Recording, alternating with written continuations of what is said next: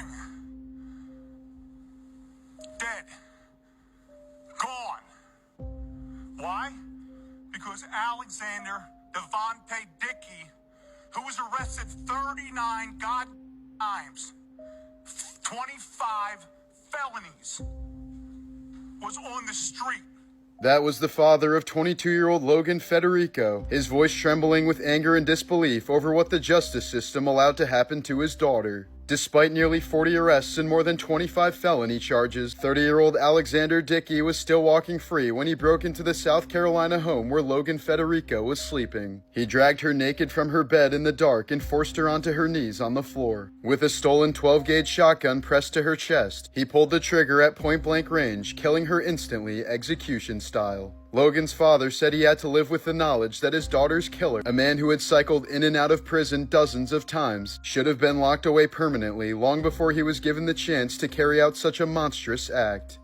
This was the real-life Mean Girls, only instead of high school drama, it ended in unspeakable horror. When 12-year-old Shanda Scherer opened her front door one January night in 1992, she had no idea she was walking into one of the most horrific murder plots in Indiana history. Shortly after Shanda moved into town, classmate Melinda Loveless, jealous over Shanda's relationship with Loveless's ex-girlfriend, lured Shanda from her home under false pretenses with the help of 3 female accomplices. At a remote site called the Witch's Castle, they stripped, beat, and stabbed Shanda several times, inflicting painful but non-fatal wounds. Shanda, still alive, was forced into a car trunk and endured hours of torture, including burns from a cigarette lighter and a brutal sexual assault with a tire tool, causing severe physical trauma. The next morning, the group doused the conscious but weakened girl with gasoline and set her on fire, as she eventually died from thermal injuries and smoke inhalation. Her charred body was found in a field later that day, and the 4 perpetrators were arrested after one of the accomplices boasted to peers. Perhaps the most disturbing part of this entire case is that as of October of 2025, all of the perpetrators are now free, including the ringleader Melinda Loveless, who was released on parole in 2019.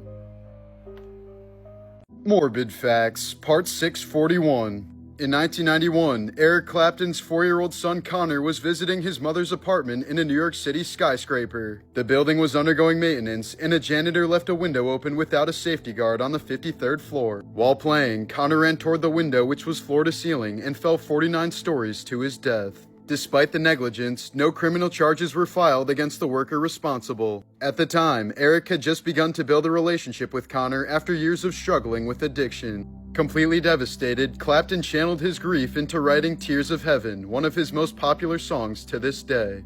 In 2018, a man was riding an escalator in a New York City subway station when his oversized sweatshirt suddenly became caught in the machinery. As the escalator continued moving, the fabric began to tighten around his neck. By the time help had reached him, he'd already been strangled to death by his own clothing. In 2018, Brad Lewis leaped from a 13-foot-high balcony to grab his 2-year-old son who had fallen while chasing a toy.